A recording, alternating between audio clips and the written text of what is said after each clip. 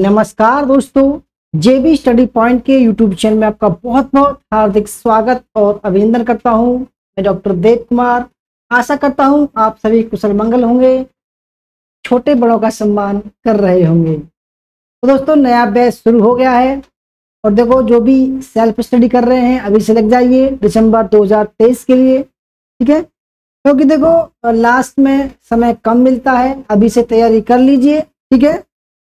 तो जो भी क्लास में नए हैं सबका स्वागत है, अभिनंदन है, वेलकम है। तान्या जी वेलकम, सभी का स्वागत अभिनंदन वेलकम है, ठीक है।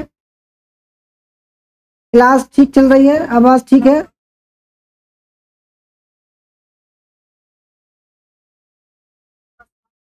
ठीक चल रही है, ठीक है। तो दोस्तों, आज की क्लास यूजीसी नेट हिस्ट्री और state set history assistant professor और पीजीटी के लिए प्रैक्टिस सेट नंबर 372 है और ये मिक्स प्रैक्टिस सेट है हमारा, ठीक है। टॉपिक वाइज चलते हैं, आज ये मिक्स प्रैक्टिस सेट है। तो सबका स्वागत अभिनंदन वेलकम है, ठीक है। आंसर की आ चुकी है। तो अगर आप हमारे चैनल पर नए हैं तो जरूर सब्सक्राइब कीजिएगा, लाइक कीजिएगा, ठीक है। और देखो, हमारा नया बैच शुरू हो गया है, कुल 1499 रुपये में है। दिसंबर 2023 का बैच शुरू हो गया है, ठीक है।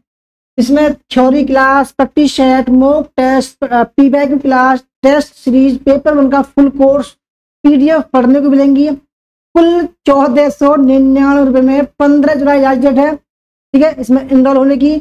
उसके बाद ये 3000 रुपये का कोर्स हो जाएगा, ठीक है। तो 15 जुलाई तक ऑफर चल रहा है।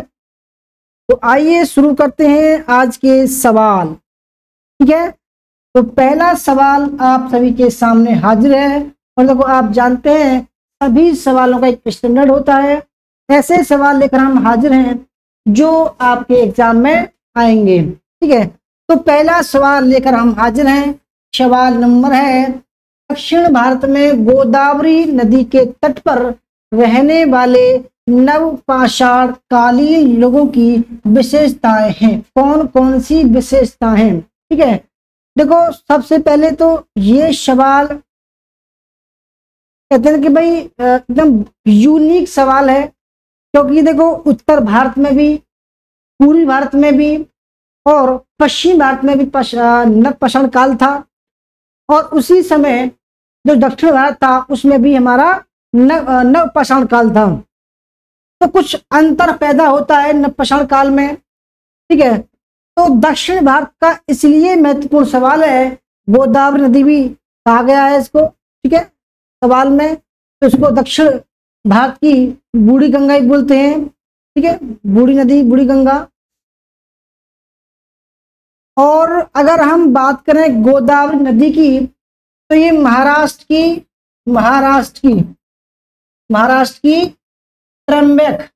त्र्यंबक पहाड़ियों में से निकलती है और लगभग 1465 किलोमीटर लंबी है। भारत की दूसरी सबसे बड़ी नदी है ये, ठीक है।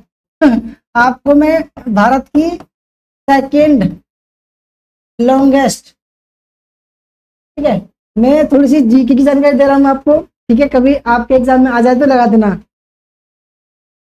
तो दक्षिण भारत में गोदावरी नदी जो है उसके आसपास जो रहते थे नवपाषाण काल के लोग, उनकी विशेषताएं क्या क्या हैं। देखो, सबसे पहले कुछ बातों को जानना बेहद जरूरी है कि नवपाषाण काल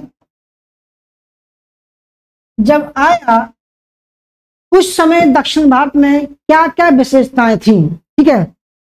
पहला विशेषता कि ज्यादातर स्थलों पर एशमोंड मिले हैं, यानी कि राख के टीले मिले हैं, राख के टीले मिले हैं, ठीक है, ज्यादातर जगहों पर। जैसे कि आपका उडगोलम, नेटूर, ठीक है, संगनकल्लू, पिकलीहल, ठीक है, यहाँ पर क्या मिले हैं, ज्यादातर राख के टीले मिले हैं, एशमोंड मिले हैं, ठीक है। और यहाँ पर जो औजार थे, औजारों की बात करें, ठीक है, तो विशेष रूप से 4 प्रकार के औजार थे, छेनी, हथौड़ा, ठीक है, और कुल्हाड़ी, और कुदाला। ये जो है कुछ औजार थे। और नवपाषाण कालीन जो लोग थे उस समय के, वो कृषि वगैरह करना शुरू कर दिए थे, ठीक है, कृषि वगैरह करने शुरू कर दिए थे, ठीक है, कृषि, कुत्ता पालन, कुत्ता के साथ में पशुपालन, ठीक है, पशुपालन भी शुरू कर दिया था। स्थायी निवास में रहना इन्होंने शुरू कर दिया था, ठीक है।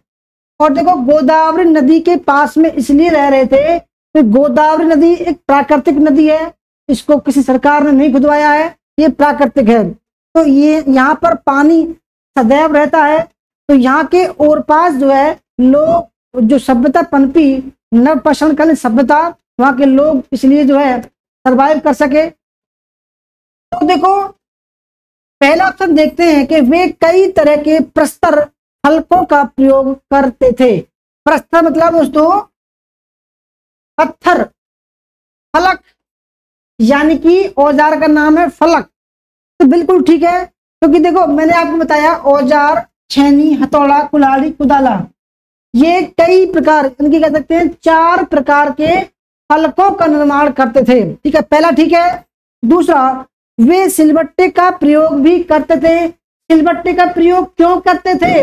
उनको अनाज पीसना है, ठीक है, कोई झरबरे के दाने पीसने हैं, ठीक है, गेहूं पीसने हैं, और कह सकते हैं भाई बाजरा पीसना है, रागी पीसना है, ठीक है। तो इस तरीके के सामान जो है वो सिलबट्टे पर पीसे जाते थे, क्योंकि जब खेती करते थे तो खेती का जो अनाज था उनको पीस पीस कर वो खाते थे। तो दूसरा ठीक है, सिलबट्टे के प्रयोग से प्रकट होता है कि वे अनाज पैदा करना, देखो भाई ये ठीक हो जाएगा, क्योंकि जब वो अनाज पैदा कर रहे हैं, अनाज को जो भाई अगर आपके सामने बाजरा है, गेहूं है, आप तो साबुत नहीं खाओगे, इसे थोड़ा बहुत उसको पीस लोगे। तो सिलबट्टे का प्रयोग, इस सवाल में ये कह रहा है कि सिलबट्टे का प्रयोग से प्रतीत होता है कि अनाज पैदा होता था, उसको पीस कर लोग खाते थे, ठीक है। तो तीसरा भी ठीक है। अब बचा ऑप्शन नंबर 4। जब तीनों ही ठीक है तो चौथा ऑप्शन ये कह रहा है कि उपरोक्त सभी कथन सही है, तो भाई ऑप्शन नंबर डी या राइट आंसर हो जाएगा। तो भाई कैसा लगा आपको? ठीक है, परविंदर जी नमस्कार, गुरजोत जी वेलकम, राजेंद्र जी, मीना कुमार जी, पूजा जी, नितन्या जी, सबका स्वागत, अभिनंदन, वेलकम है, ठीक है। सबने जो है आंसर डी दिया है, कोई बात नहीं, अच्छी बात है। क्वेश्चन नंबर 2, चंदेल कालीन प्रारंभिक मंदिरों के निर्माण के संबंध में कौन सा कथन असत्य है? ठीक है, आपको 40 सेकंड मिल रहे हैं कमेंट करने के लिए, कमेंट कीजिए, ठीक है, 40 सेकंड मिल रहे हैं कमेंट करने के लिए, कमेंट कीजिए।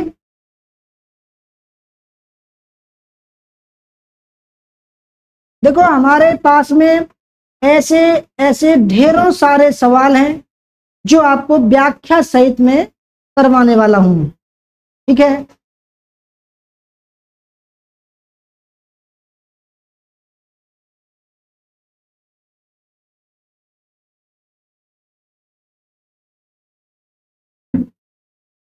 यह मंदिर ग्रेनाइट की बनी होती थी, ठीक है। देखो सबसे पहली बात तो हम थोड़ा सा इनका इतिहास जान लेते हैं।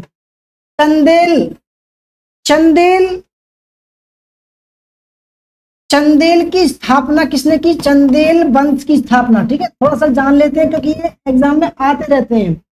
स्थापना किसने की? क्योंकि देखो सवाल करते करते बहुत सारे सवाल निकल आते हैं। 831 ईस्वी में नन्नुक ने, किसने दोस्तों? नन्नुक ने की, ठीक है। और इसके वंश के जो प्रमुख राजा थे, जिनमें विजय शक्ति,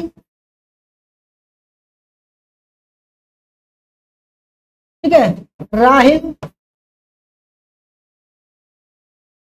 मुंज, ठीक है, इसके अलावा यशोवर्मन, आप जानते होंगे यशोवर्मन, धंग, विद्याधर, यशोवर्मन, धंग, इससे भी कई सवाल आ चुके हैं। विद्याधर, जिसने क्या बनाया था, एक युद्ध करने के लिए एक संघ बनाया था, विद्याधर, ठीक है, महमूद गजनवी के खिलाफ, जानते होंगे इसको, ठीक है। अब देखो सवाल पर आते हैं कि चंदेल कालीन प्रारंभिक मंदिर, देखो जब प्रारंभिक मंदिर तब बने जब शुरुआती जो शासक थे उन्होंने मंदिरों का निर्माण करना शुरू किया, ठीक है। तो देखो दो प्रकार के मंदिर हमारे सामने आते हैं, दो प्रकार के मंदिर शैली, इस शैली कौन कौन सी, पहली आती है शानदार, ठीक है, शानदार शैली,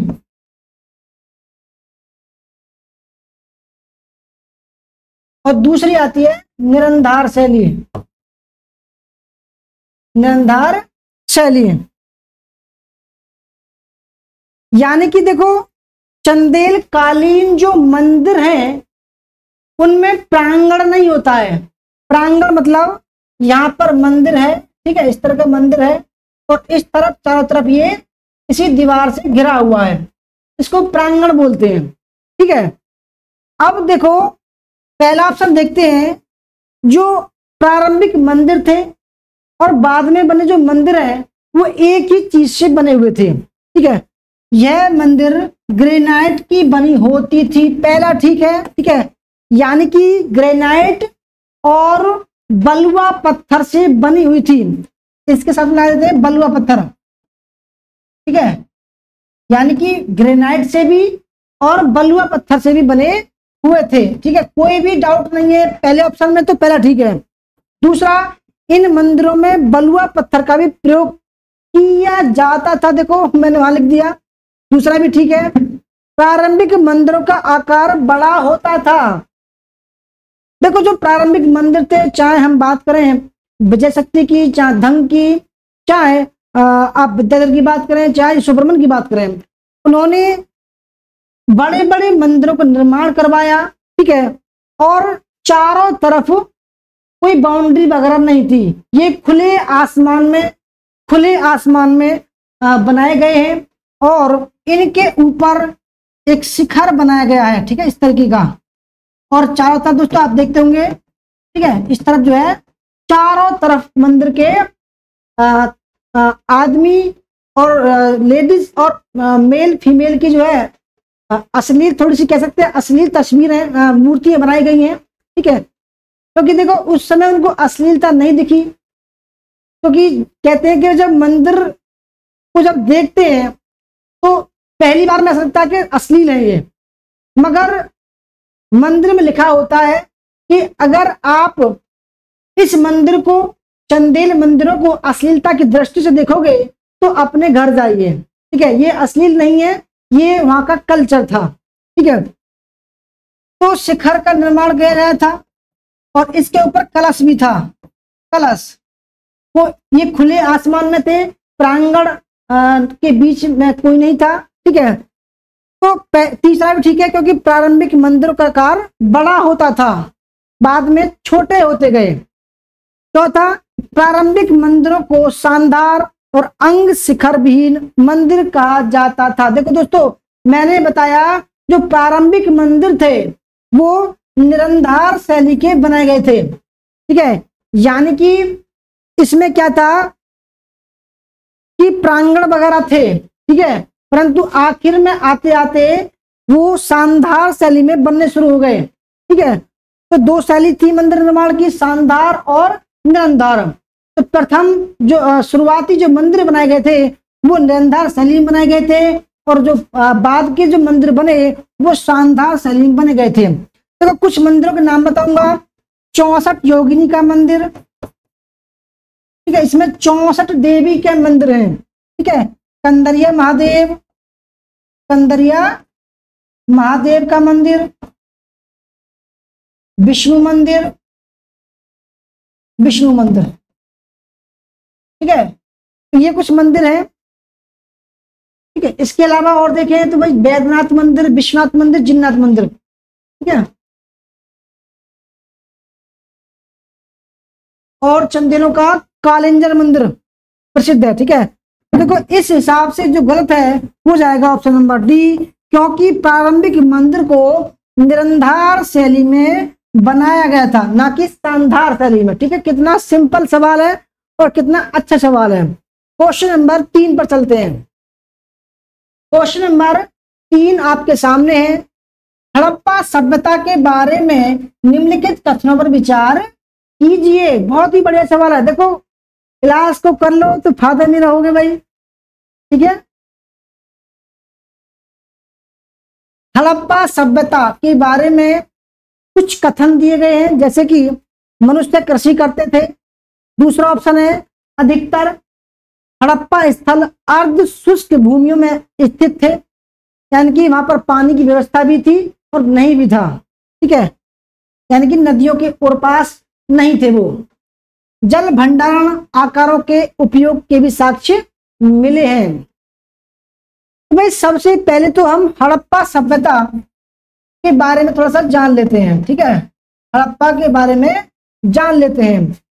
अगर हम हड़प्पा की समय की बात करें, ठीक है, तो हमें एनसीईआरटी के अकॉर्डिंग 2350 से लेकर 1750 बीसी ये डेट बताई गई है। ठीक है, परंतु जब हम नेट की तैयारी कर रहे हैं तो हमको गहराई में उतरना पड़ेगा। जैसे कि आप गहराई में कैसे उतरोगे? हड़प्पा सभ्यता को हम 3 पार्ट में डिवाइड करते हैं। 3 पार्ट में। प्रथम पार्ट है प्राक हड़प्पा, प्राक हड़प्पा। ठीक है, दूसरा जो इतने हड़प्पा सभ्यता का जो पहला समय था, जो एकदम एक समय था उसका, तो उसको लगाया प्राक हड़प्पा। फिर वो परिपक्व हड़प्पा बनी, परिपक्व यानी कि अपने चरम सीमा पर पहुंची। और प्राक हड़प्पा अपनी ये शुरुआती चरण में थी, परिपक्व हड़प्पा। और इसके बाद तीसरा चरण जो आया वो था हड़प्पोत्तर काल, हड़प्पोत्तर यानी कि हड़प्पावाद भी बोल सकते हैं। अगर हम हड़प्पा काल की समय की बात करें तो लगभग 3000 से लेकर 2350 तक चलता है। ठीक है, बीसी। ठीक है, और हम परिपक्व यानी कि जो चरम सीमा थी हड़प्पा सभ्यता की, उसका समय है 2350 से लेकर 1750 बीसी। ठीक है, और हम हड़प्पोत्तर काल की बात करें तो 1750 से लेकर 1500 ईस्वी, बीसी, सॉरी बीसी। ठीक है, ये स्ट्रक्चर याद रखना, बहुत बार एग्जाम में आ चुका है ये। अगर हम देखो हड़प्पा सभ्यता की, प्राक हड़प्पा सभ्यता की बात करें तो ये ग्रामीण सभ्यता थी। कैसी थी? ग्रामीण सभ्यता। देखो आपने सुनी होगी कि हड़प्पा सभ्यता शहरी सभ्यता थी, जबकि देखो हमने इसको और गहराई में जाकर देखा तो उसके 3 चरणों का पता लगा। प्रथम चरण था प्राक हड़प्पा सभ्यता, जो पूरी तरीके से ग्रामीण अवस्था में थी, जिसमें आप कह सकते हैं मेहरगढ़, मेहरगढ़, किले गुल मोहम्मद, दम्ब सादात, राना गुंडई। ठीक है, और आपका कुल्ली। ठीक है, मेहरगढ़, किले गुल मोहम्मद, दम्ब सादात, राना गुंडई। और इसके अलावा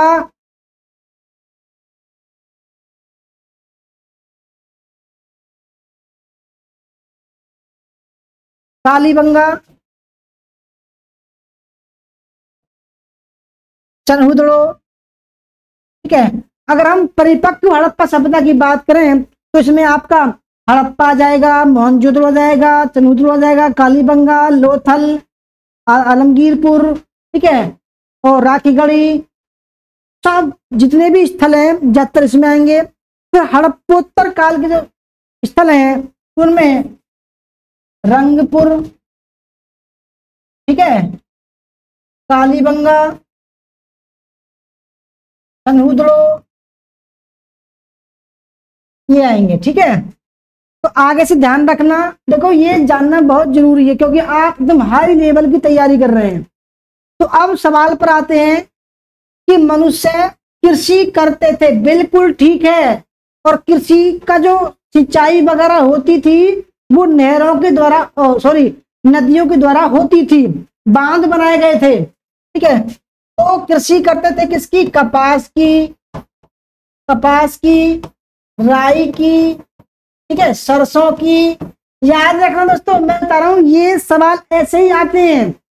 पूछा गया था एक सवाल में कि भाई किस किस की खेती करते थे, तो लिख लेना कपास की, राय की, सरसों की, मटर की, गेहूं की, ठीक है, बाजरा की, धान की, ठीक है, और दालों की, इसकी खेती वो करते थे, ठीक है। कैसी लग रही है क्लास दोस्तों? देखो आप ये मत समझना कि यार सवाल तो छोटे छोटे से हैं और एक्सप्लेन ज्यादा कर रहा हूं। देखो मेरा मानना ये है कि सवालों का लेवल भी अच्छा होना चाहिए और व्याख्या भी अच्छी होनी चाहिए, ताकि आपको सवालों में से भी सवाल आपके सामने हाजिर हो। देखो मैं याद तो नहीं है क्या है कि भाई मेरे अंदर जो ज्ञान है मैं बात बातों में आपके सामने पेश कर रहा हूं, ठीक है। आइए, तो पहला ठीक है। दूसरा, अधिकतर हड़प्पा स्थल अर्ध शुष्क भूमियों में स्थित है। देखो आपने सुना होगा कि ज्यादातर जो स्थल थे वो सिंधु नदी घाटी के ओर पास स्थित थे, परंतु अगर देखा जाए कुछ स्थल ऐसे थे जो नदियों के पास नहीं थे, जैसे कि देखो कालीबंगा, ठीक है, रोपड़, ठीक है, और आपका राखीगढ़ी, ठीक है, धौलावीरा, वहां भी नहीं मिली है धौलावीरा। कुछ स्थल थे ऐसे थे जहां पर पानी की कमी थी। तो दूसरा भी ठीक है। तीसरा, जल भंडारण आकारों के उपयोग के भी साक्ष्य मिले हैं, यानी कि ये एक सवाल पूछ रहा है कि कुछ स्थल ऐसे भी मिले हैं जो वर्षा का पानी वगैरह, जो भी पानी वगैरह था वो इकट्ठा करके रखते थे,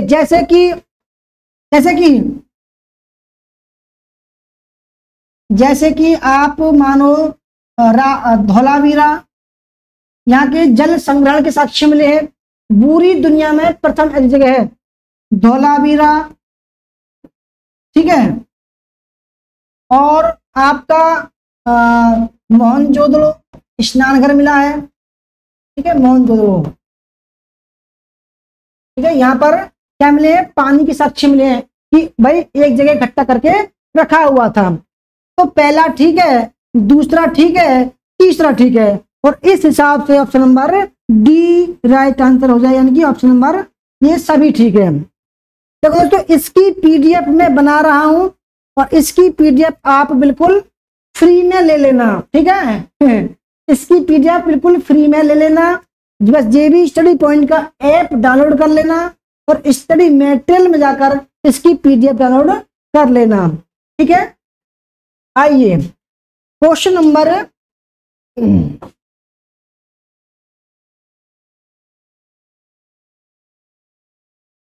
क्वेश्चन नंबर 4, ठीक है। क्वेश्चन नंबर 4, रणजीत सिंह के सैन्य प्रशासन से संबंधित तथ्यों पर विचार कीजिए।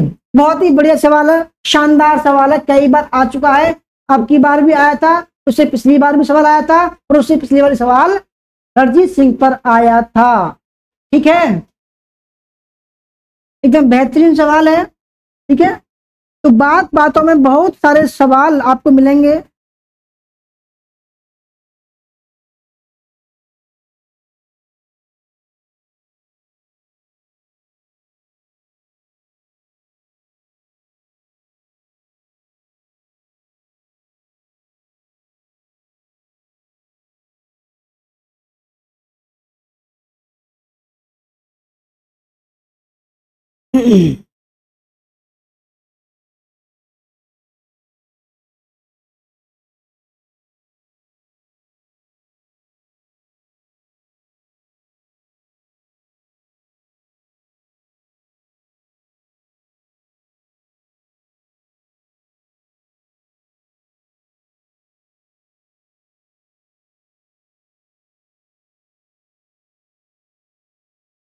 तो भाई दोस्तों, सबसे पहले बात करते हैं रणजीत सिंह। ठीक है, रणजीत सिंह के बारे में थोड़ा जान लेते हैं।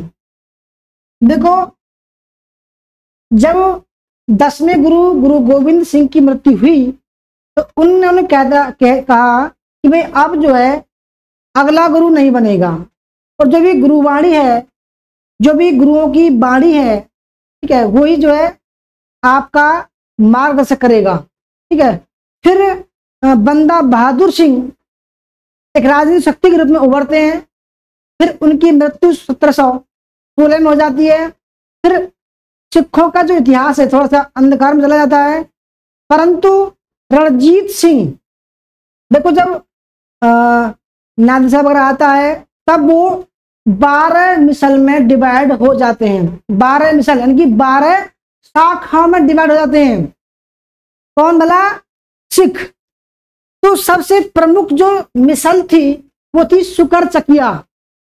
तो रणजीत सिंह सुकर चकिया मिसल के सुकर चकिया, ठीक है, मिसल के महासिंह के पुत्र थे। ठीक है, इन्होंने 1792 में कार्यभार संभाला और इनकी मृत्यु 1839 में हो गई। ठीक है, आप जानते होंगे इन्होंने 25 अप्रैल 1809 में एक संधि की थी, अमृतसर की संधि। देखो, जो महत्वपूर्ण पॉइंट है बता रहा हूं आपको, किसके साथ में? मेटकाफ साथ में। ठीक है, मेटकाफ, लॉर्ड मिंटो, ठीक है, मेटकाफ के साथ में। मेटकाफ जिनको क्या बोला गया दोस्तों? अखबारों का या समाचार पत्रों का मुक्तिदाता बोला गया है इसको, मेटकाफ को। तो मेटकाफ मिशन अमृतसर की संधि करने के लिए भेजा गया था। तब जाकर इनकी जो रावी नदी था, इनके पार सतलज नावी नदी जो था, रणजीत सिंह अब एक सीमा निर्धारित की गई। ठीक है, सीमा निर्धारित की गई, ये थी सतलज नदी। सतलज नदी संधि के तहत कहा गया तुम सतलज के पश्चिम में तुम्हारा राज रहेगा और तुम अब सतलज के पूरब की तरफ कभी भी आक्रमण नहीं करोगे। ठीक है, तो देखो अब क्या होता है, सैन्य प्रशासन के संबंध में सवाल पूछा गया है। तो तोपखाना 4 प्रकार का था, गलत। तोपखाना 3 प्रकार का था। तोपखाना जो था वो 3 प्रकार का था। पहला कौन सा था? तोप एजेंसी। तोप एजेंसी। दूसरा तोपखाना था आपका तोप ए अस्पी। ठीक है, तोप ए अस्पी। और तीसरा था जम्बूरक। जम्बूरक, ठीक है। तो पहला गलत है। दूसरा, तोपें जिनसी छोटी तोपें होती थी, गलत। दोस्तों, जो तोपें जिनसी थी वो छोटी नहीं, वो भारी तोपें होती थी, भारी तोप। ठीक है, देखो अब की बार सवाल आया था कि गजे सवाई क्या था, तो ये औरंगजेब का एक जंगी जहाज था। ठीक है, जंगी जहाज था। तो सवाल आता रहता है। तो पहला गलत, दूसरा गलत। तीसरा, तोपें अस्पी भारी तोपें होती थी, तो ये भी गलत है दोस्तों, क्योंकि ये छोटी तोपें थी, ये भारी नहीं छोटी तोपें थी। तो तीसरा गलत। चौथा, ऊंट की पीठ पर ले जा सकने वाली हल्की तोपें जम्बूरक कही जाती थी। तो भाई ये इसका सही है। तो हमें बताना था, असत्य कथन का चयन करना था। तो पहला सत्य है, दूसरा सत्य है और तीसरा सत्य है। इस हिसाब से option number C right answer हो जाएगा। ए बी सी गलत है, चौथा ऑप्शन ठीक है। ठीक है, देखो आप ये मत समझना कि मैं टाइम लगा रहा हूं।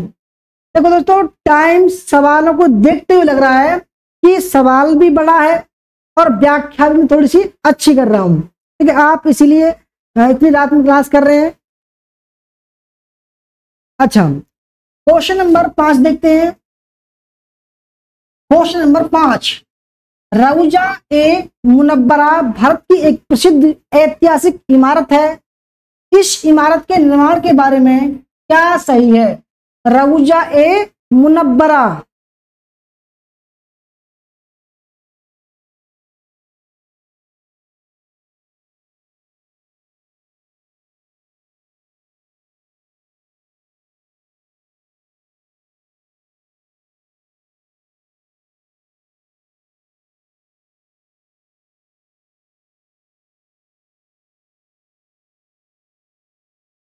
तो आपको बताना है कि इसके निर्माण के बारे में क्या सही है। ठीक है,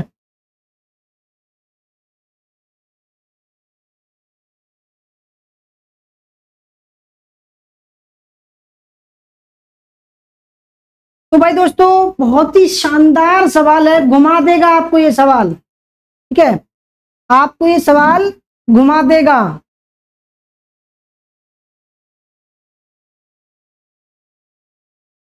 जल्दी जल्दी कमेंट कीजिए। देखो, रौजा ए मुनव्वरा सबसे पहले जान लो क्या है, तब इसको कर सकते हो आप। रौजा ए मुनव्वरा जो है वो ताजमहल का दूसरा नाम है, ताजमहल का दूसरा नाम है। बिल्कुल यूनिक सवाल होंगे। ठीक है, अब लगाओ, ताजमहल का निर्माण किसने करवाया? शाहजहां ने। ठीक है, निर्माण किसने किया दोस्तों? शाहजहां ने। ठीक है, कितने वर्ष लगे? 20 वर्ष में 20 वर्ष लगे, 20 वर्ष लगे लगभग, कहते हैं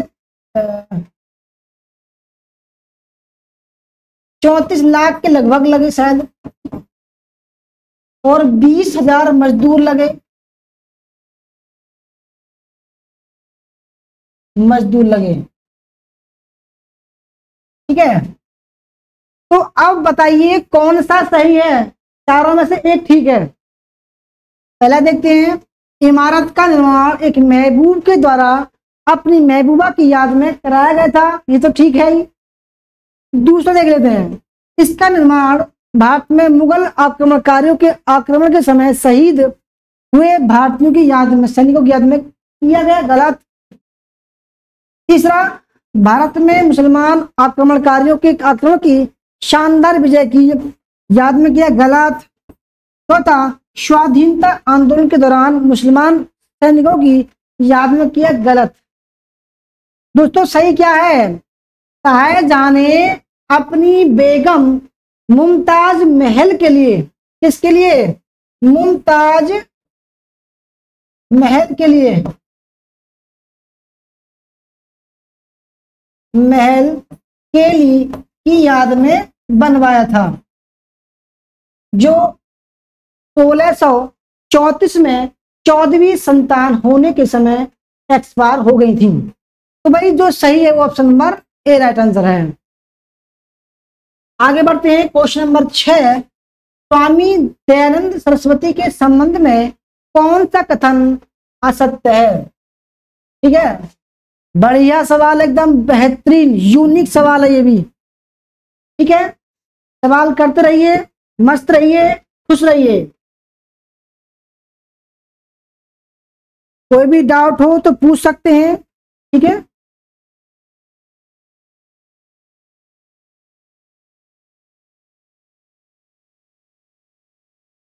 भाई जो भी कर रहे हैं सबका स्वागत है, अभिनंदन है, वेलकम है। रात में बड़ी हिम्मत चाहिए यार क्लास करने को हमारी, क्योंकि एक तो सवाल भी बड़े बड़े, फिर मैं थोड़ा समय भी लेता हूँ। ठीक है, तो हिम्मत भी चाहिए।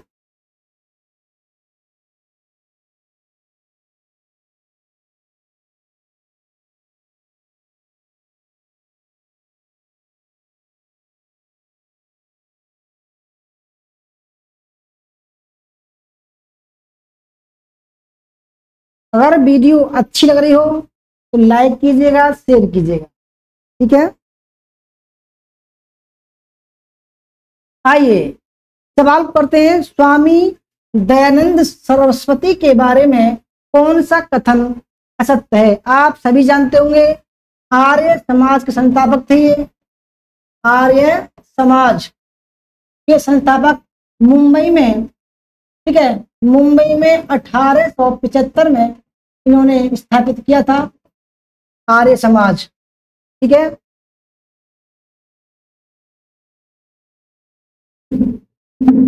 और मूलाशंकर इनका नाम है। ठीक है, मूलाशंकर इनका नाम है बचपन का। तो पहले देखते हैं, उन्होंने 1833 में मेवाड़ के शासक सज्जन सिंह के समय उदयपुर में परोपकारी सभा की स्थापना की थी। आपको बताना है कौन सा असत्य है। तो भाई पहला ठीक है। दूसरा, 1864 में दयानंद सरस्वती ने झूठे धर्मों का खंडन करने के लिए आगरा में पाखंड खंडिनी पताका फहराई थी। तो ये गलत है, क्योंकि 1864 में नहीं, 1863 में। ठीक है। तीसरा, 1860 में दयानंद मथुरा की स्वामी ब्रजानंद से मिले थे, जिन्होंने उन्हें वेदों का ज्ञान दिया था। बिल्कुल ठीक है, क्योंकि उनके गुरु थे। चौथा, दयानंद सरस्वती ने 1865 में अजमेर में वैदिक मंत्रालय छापाखाना स्थापित कराया था। बिल्कुल ठीक है। तो भाई इस हिसाब से जो असत्य है वो ऑप्शन नंबर बी असत्य है। बहुत ही शानदार सवाल है। ठीक है, एक ही सवाल में 1, 2 और 4, 6 सवाल मिल गए। आगे बढ़ते हैं क्वेश्चन नंबर 7।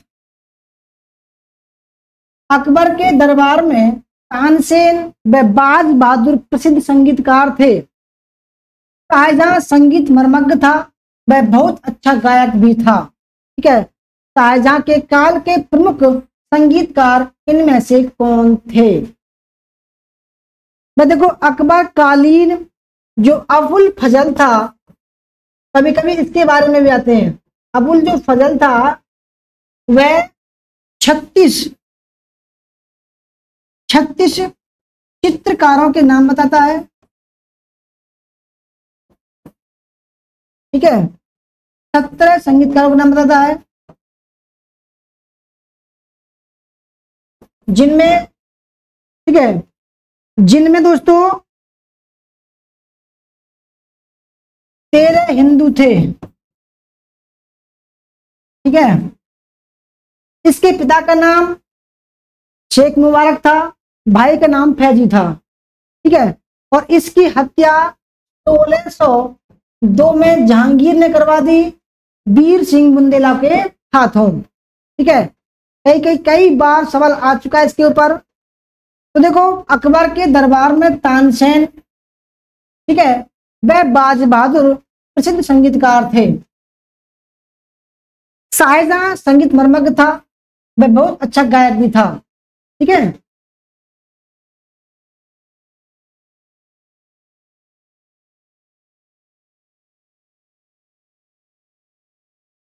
तो जल्दी जल्दी कमेंट कीजिए। तो शाहजहां के काल में जो प्रमुख संगीतकार थे उनका नाम बताना है हमें। तो देखो संगीतकार, देखो लाल खां था, ठीक है, विश्राम खां था, जगन्नाथ थे, एकनाथ पंडित, रामदास थे और सूरसेन थे। ठीक है, ये है सभी जो है वो शाहजहां के संगीतकार थे। तो इस हिसाब से option number D right answer हो जाएगा। ठीक है, ऑप्शन नंबर डी। आगे बढ़ते हैं, क्वेश्चन नंबर 8, सही कथनों पर विचार कीजिए। कुल 40 सेकंड का समय है कमेंट करने के लिए, तो आपको 40 सेकंड का समय है कमेंट करने के लिए। ठीक है,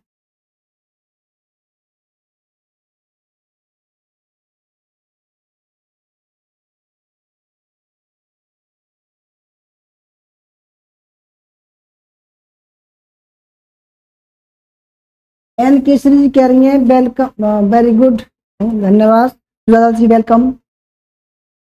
ठीक है, 40 सेकंड का समय है कमेंट करने के लिए आपको।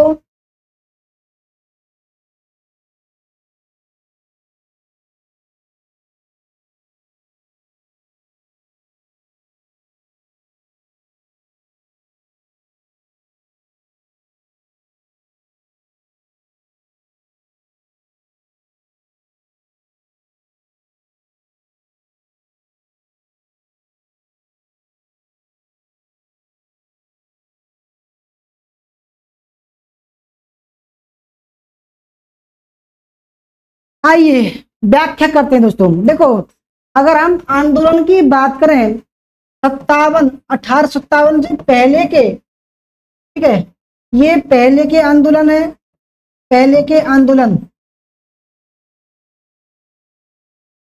और ये है बाद के आंदोलन।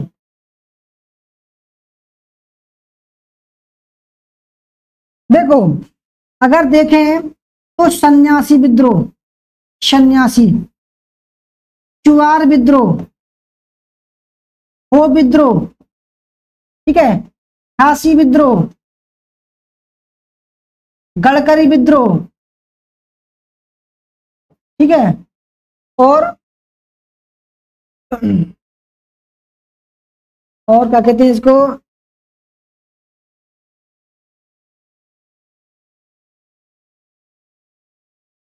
मैसूर किसान विद्रोह, मैसूर किसान विद्रोह, ठीक है, और इसके बाद संथाल विद्रोह,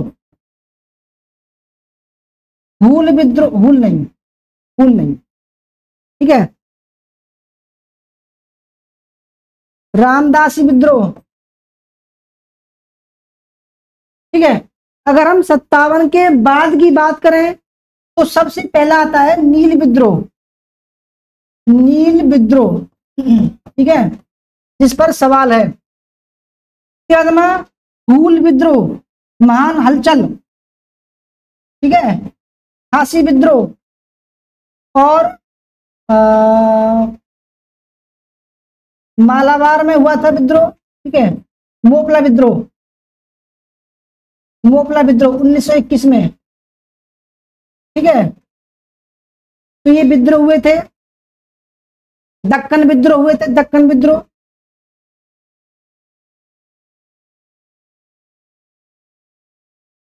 ठीक है, सरदार विद्रोह, तो ये कुछ विद्रोह हुए थे। तो देखो नील विद्रोह का समर्थन हिंदू पैट्रियाट तथा सोम प्रकाश समाचार पत्रों ने किया था। बिल्कुल ठीक है, नील विद्रोह कब हुआ था? 1859-60 में हुआ था, बंगाल में। ठीक है, एक मजिस्ट्रेट था, उसके पढ़ने में गड़बड़ी हो गई थी, लगान बढ़ा दिया गया था। नील विद्रोह दोस्तों क्या था, जो नील था, नील के जो मालिक थे वो जबरदस्ती नील की खेती करवाते थे, और जिस खेत में नील की खेती हो गई उस खेत की जो उर्वरक क्षमता है वो खत्म हो जाती थी। ठीक है, परंतु फिर भी जबरदस्ती जो है नील की खेती करवा रहे थे। अब हिंदू पैट्रियाट समाचार पत्र है और सोम प्रकाश ने इनकी आवाज उठाई कि भाई जबरदस्ती क्यों कर रहे हो, इनको पेशगी पर धन दे रहे हो और फिर इनका जो जबरदस्ती शोषण कर रहे हो। तो लोगों ने विद्रोह कर दिया। तो देखो इस विद्रोह का जो हिंदू पैट्रियाट के जो लेखक हैं जिनका नाम है दिगंबर और विष्णु, दिगंबर भाई और विष्णु और रफीक, इन तीनों ने खुलकर जो है समर्थन किया था। तो पहला ठीक है। दूसरा, आंदोलन को ईसाई मिशनरियों का भी समर्थन प्राप्त था। तो भाई ये भी ठीक है, क्योंकि ईसाई जो थे वो आदिवासियों को अपने धर्म की तरफ आकर्षित कर रहे थे। तीसरा, सरदार मल्ला मदारी पासी नील विद्रोह के प्रमुख नेता थे। गलत। तो जो सरदार मल्ला हैं वो मैसूर किसान विद्रोह के प्रमुख नेता थे, जो हुआ था 1830 में। ठीक है, मदारी पासी ये अलग थे। ठीक है, तो देखो जो सही हो जाएगा ए और 2, राइट आंसर हो जाएगा ऑप्शन नंबर 3। तो कैसा लगा सवाल, ये भी कई बार सवाल आ चुका है। आगे बढ़ते हैं। क्वेश्चन नंबर 9, मुंडा विद्रोह के विषय में कौन सा कथन गलत है? मुंडा मतलब बिरसा मुंडा वाला विद्रोह। ठीक है, जो 1899 1900 में अपने चरम सीमा पर पहुंच गया था। ठीक है, इसको महान हलचल बोलते हैं, फूल विद्रोह बोलते हैं इसको, महान हलचल। छोटा झारखंड की पहाड़ियों में ये स्थान का था। स्थान की बात करें तो छोटा झारखंड की झारखंड। ठीक है, समय हो रहा। और प्रमुख कौन था? प्रमुख बिरसा मुंडा। बिरसा मुंडा जो कहते हैं कि हम जो है विद्रोहियों को कि खून से जमीन लाल कर देंगे जैसा लाल झंडा होता है। ठीक है, ऐसा उन्होंने प्रमुख का, इन्होंने खुद कहा कि मैं एक भगवान का रूप हूं, आप समर्थन कीजिए। मैं अपनी जमीन से, ठीक है, जो भी गैर आदिवासी हैं, दिकू हैं, दिकू गैर आदिवासियों को बोलते थे दिकू, गैर आदिवासी बोला दिकू, इनको जो है हम खत्म कर देंगे, भगा देंगे इनको मारकर, क्योंकि इनकी जो खेती थी उनको नष्ट कर रहे थे। जो झूम की खेती थी, जो ये लोग अपनी खेती को सामूहिक खेती कर रहे थे और गैर आदिवासी इनके इलाके में आकर इनसे खेती छीन रहे थे, निर्माण करवा रहे थे, तब ये विद्रोह कर रहे थे। ठीक है, तो पहला आप पहले आंसर दीजिए। ठीक है,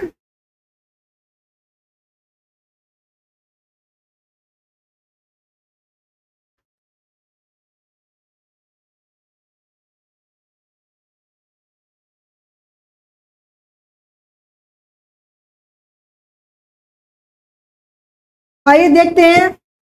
पहला ऑप्शन है मुंडा लोग दक्षिण बिहार के छोटा नागपुर के इलाके में निवास करते थे। बिल्कुल ठीक है, बिल्कुल ठीक है। ठीक है, झारखंड का एक इलाका छोटा नागपुर। ठीक है, बिल्कुल ठीक है। दूसरा, यह विद्रोह सर्वप्रथम 1895 से शुरू हुआ था। तो ये पहले से शुरू हो रहा था। ठीक है, तो ये गलत है। सर्वप्रथम ये इससे और कहीं पहले शुरू हो गया था। ठीक है, 1895 में इनसे बिरसा मुंडा जुड़े, बिरसा मुंडा जुड़े और ये चरम पर पहुंचा था, चरम पर। दूसरा, 1895 से इस विद्रोह का नेतृत्व बिरसा मुंडा ने कहा बिल्कुल ठीक है। चौथा, यह विद्रोह सरदारी लड़ाई के नाम से प्रसिद्ध था, बिल्कुल ठीक है। ठीक है। पांचवा, 1898 में क्रिसमस के संध्या पर बिरसा ने मुंडा जाति का शासन स्थापित करने के लिए विद्रोह का ऐलान किया था। देखो ये गलत है दोस्तों, ठीक है, क्योंकि इस दिन इनकी जो है मृत्यु हो गई थी। ठीक है, तो ऑप्शन नंबर 5 वाली गलत है। तो इस हिसाब से इसमें जो गलत है वो 2 और 5 गलत है और बाकी सब ठीक है। 10वां सवाल देखते हैं।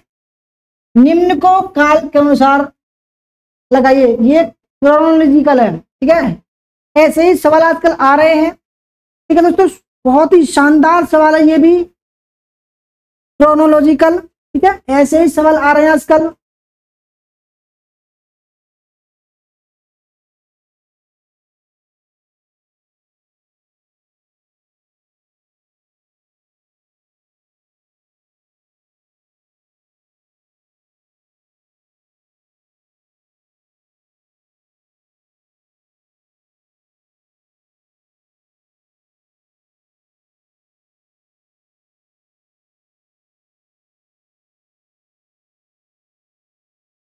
ये बढ़िया सवाल है, आ सकता है आपके एग्जाम में, ऐसे ही सवाल आ रहे हैं आजकल।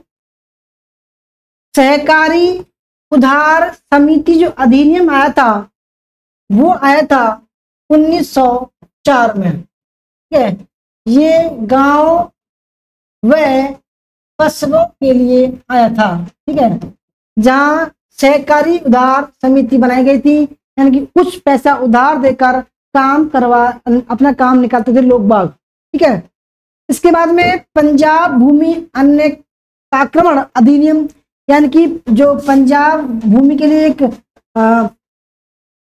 इस पर कोई आक्रमण नहीं करेगा, अधिकार नहीं करेगा, उसके लिए एक्ट आया 1900 ईस्वी में। ठीक है, 1900 ईस्वी में। तीसरा, भारतीय टंकण और पत्र मुद्रा अधिनियम, ये 1889 में आया था, 1889 में। इसके अलावा सस्पेंस एंड रेमिशंस रेजुलेशन, ये आया था 1905 में।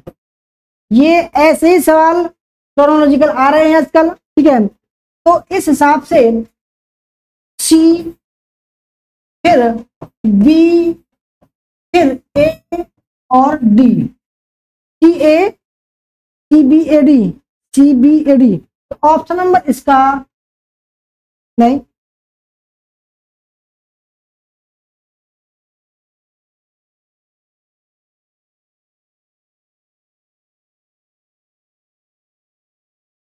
सी बी,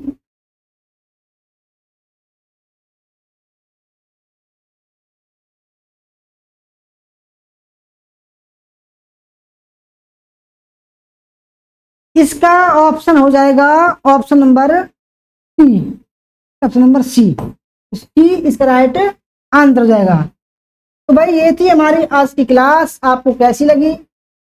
अच्छी लगी तो लाइक करना, शेयर करना, कमेंट करना।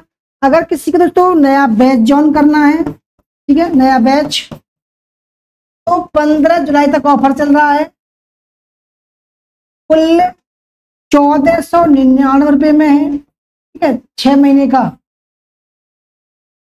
जिसमें theory class, practice set, mock test, daily test, PY class, ठीक है, पेपर फर्स्ट, और देखो 4 पुस्तकें हमारी, उनको परचेज कर सकते हैं केवल 1000 रुपये में। ठीक है, हमारा नंबर है 82 18 34 51 67। कैसी लगी आज की क्लास? वीडियो अच्छी लगी हो तो लाइक करना, शेयर करना, कमेंट करना, और मिलते हैं कल। ठीक है, एक नई क्लास के साथ में। तब तक के लिए, और देखो इसकी पीडीएफ बिल्कुल फ्री है, हमारे जेबी स्टडी पॉइंट को ऐप को डाउनलोड कीजिएगा और वहां से इसको स्टडी मटेरियल जाकर डाउनलोड कर लेना। Thank you very much.